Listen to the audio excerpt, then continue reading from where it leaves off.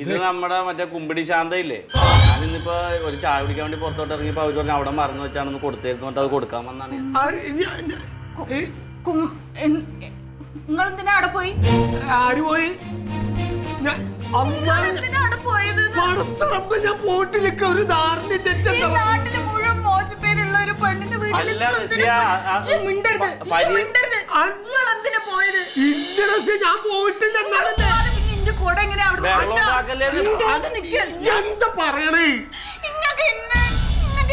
അടുത്തൊക്കെ തുടങ്ങിയിട്ടുണ്ടാവും.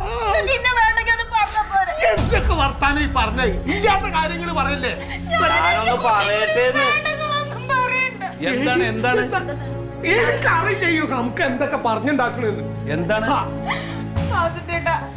നിങ്ങള് മൂപ്പരോട് പറയും ഇന്ന വേണ്ടെങ്കിൽ ഒഴിവാക്കിക്കോ, ആരുടെ കൂടെ പോയി പുറത്തോട്ടേന്ന്. അതിന് മാത്രം എന്തുണ്ടായത്? പറയാൻ സമ്മതിക്കണ്ടേ?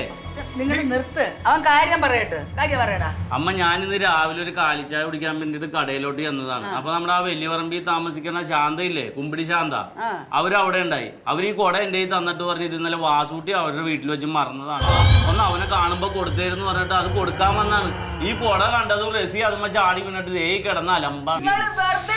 ഉണ്ടാക്കല്ലേ, കൂട്ടുകാരനെ രക്ഷിക്കാൻ വേണ്ടിട്ട് പുതിയ കഥ. ഞാൻ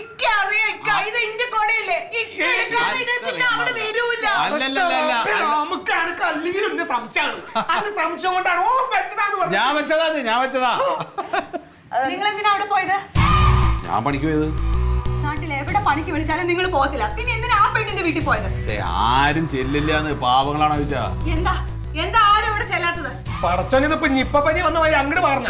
അതെ, ഓള് കൊറേ ദിവസമായിട്ട് എന്നെ വിളിച്ചോണ്ടിരിക്കുകയാണ് ഒന്ന് ചെല്ലാൻ വേണ്ടി പറഞ്ഞിട്ട്. അവളുടെ കുട്ടികൾക്ക് മറ്റേ ഈ സ്റ്റഡി മാച്ചില്ലേ, പഠിക്കുന്ന ടേബിള് അത് ഉണ്ടാക്കി കൊടുക്കണം പറഞ്ഞിട്ട് അങ്ങനെ പോയതാണ്.